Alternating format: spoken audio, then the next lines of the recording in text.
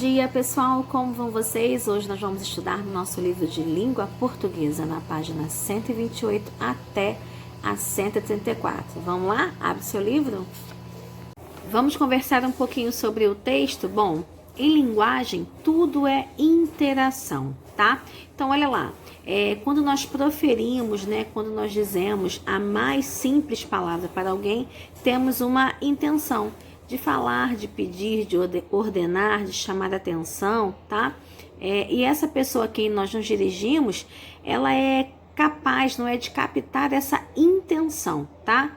Então, na prática, quando você fala ou você escreve, você quer ser compreendido e o seu interlocutor, ele quer compreendê-lo. Então, olha lá. Para que haja o sucesso de uma comunicação, depende das pessoas envolvidas que cooperam umas com as outras, produzindo sentido. Vamos ler lá embaixo o que é texto? Texto é uma atividade interracional comunicativa, ou seja, o texto ele é uma atividade que tem que haver essa interação, tá? Há uma situação específica, ou seja, um contexto. Vamos dar uma olhada na tirinha aqui embaixo? Legal! Será que eu também posso participar das Olimpíadas dos Sacis? Com certeza, Chachado. Ô, João, ainda tem vaga aí no time de futebol paraolímpico? Bom, pessoal, para compreender essa tirinha, nós vamos fazer uma leitura, primeiro das imagens. Quando eu faço essa leitura das imagens, eu chamo de linguagem não verbal. E depois eu vou fazer a leitura dos enunciados, que eu chamo de linguagem verbal, tá? A compreensão se dá mais ou menos como um somatório dessas duas linguagens, não é? E seus significados. Vamos discutir um pouquinho? Olha lá, no primeiro quadrinho, quem são os personagens negros que usam gorro, calção e têm apenas uma perna? E aí, quem vocês acham que são? Os sacis, muito bem. Quero que você participe daí da sua casa, vai assistindo e vai respondendo comigo, tá bom? São os sacis. 2. No segundo quadrinho, quem são os personagens que estão jogando futebol? Vou esperar um pouquinho para você pensar. Quem respondeu que são os sacis, acertou. Estamos praticando a interação, não é? Eu falo, você está compreendendo e respondendo da sua casa, participando, tá? Vamos para 3. Olha lá. Por que o time de futebol que aparece no segundo quadrinho é paraolímpico? E aí, pensa um pouquinho.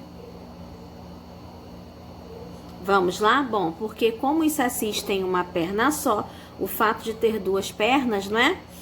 Seria uma deficiência física, tá? 4. Para entender essa tirinha, algumas informações devem fazer parte do seu conhecimento de mundo, né?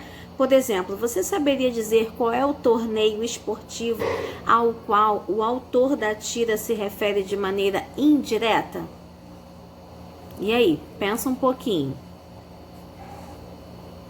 Isso aí, seriam as Olimpíadas, não é? Ou as Paraolimpíadas, quando ele fala das pessoas, dos sacis, que representam as pessoas com deficiência. Bom, quando nós estamos falando em tirinhas, em charges, em histórias em quadrinhos, essas falas são sempre indicadas em balões, tá? Os balões, tá bom? E quando, existem os textos que utilizam a linguagem verbal, como as fábulas, as parábolas e os mitos, a fala dos personagens e do narrador são indicadas nos parágrafos, tá? O parágrafo é esse bloco de ideias estreitamente relacionadas, tá bom? Os parágrafos, eles são indicados com o recuo de margem do seu primeiro enunciado, que se inicia sempre com letra maiúscula, como acontece nesse parágrafo aqui no livro, tá? Nós fizemos um pequeno recuo e começamos nas tirinhas, nas histórias em quadrinhos.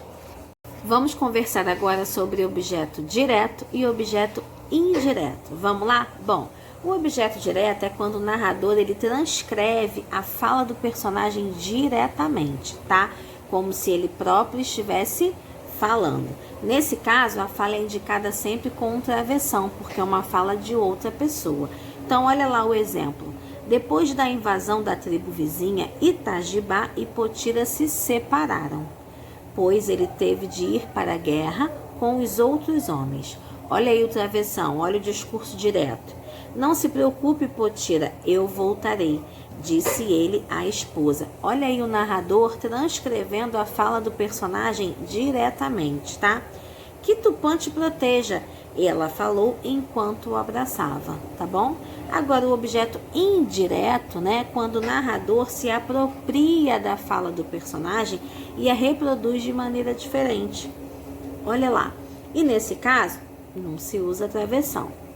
Depois da invasão da tribo vizinha, Itajibá e Potira se separaram, pois ele teve de ir para a guerra com os outros homens.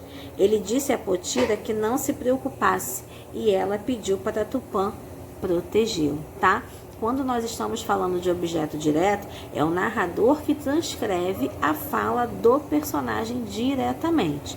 E quando é objeto indireto, o narrador ele se apropria da fala do personagem e reproduz de maneira indireta. Vamos para as atividades? Bom, na página 130 tem assim, número 1, nos itens a seguir, as frases foram misturadas, né, o que prejudica a sua compreensão. Reordene cada uma delas para que se tornem frases bem formadas, de acordo com o mito As Lágrimas de Potira. Use as linhas a seguir para transcrevê-las. Observe o modelo. Letra A. Numa época bem distante, podemos conhecer muito da cultura indígena por meio dos seus mitos. Olha o exemplo. Numa época muito distante, havia uma tribo muito pacífica no interior de Goiás. Você vai formular frases, não é, que se conectem, tá bom? Que façam de acordo com o texto, com o que nós lemos sobre as lágrimas de Potira. Essas opções estão misturadas, tá? Vocês vão reescrever as frases de forma que elas se reordenem, ok? Na página 131, nós temos a questão 2, tá bom? Olha lá. Cada item constitui um parágrafo, mas as frases que os compõem estão em desordem. Então, você vai reestruturar para que se tornem parágrafos bem formados, de acordo com o que nós lemos nas Lágrimas de Potira, tá bom? Na página 132, 131, 132. Na página 132, nós ainda temos a questão da letra E, não é? E temos o número 3, tá? Leia os itens A e B abaixo e em seguida analise as afirmações assinalando V para verdadeiro e F para falso.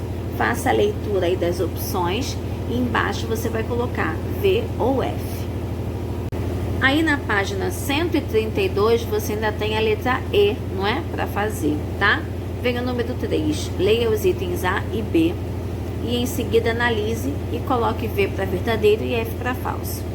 Na questão 4, você vai imaginar que certa noite você está em casa e vai assistir o Jornal Nacional, tá bom? Os dois apresentadores então falam as frases da letra A da questão anterior. Com base nisso, você vai responder as opções A e B da página 133, tá bom? Bom, 5. Um aspecto bem interessante sobre a comunicação é o papel de cada um dos envolvidos, como eles veem uns aos outros. Certamente você já vivenciou alguma situação em que no meio de uma discussão, um dos interlocutores pergunta aborrecido: você sabe com quem está falando? Apesar de curto, um enunciado como esse diz muita coisa. Elaboramos o texto a seguir com o propósito de representar uma situação como essa. Faça a leitura e depois discuta, né? Procurando responder as questões propostas. Aí você vai fazer a leitura, não é, desse texto do Recruta e vai responder na página 134 a letra A até a letra F, tá bom? Boa atividade, precisou, tô por aqui, só chamar. Até mais.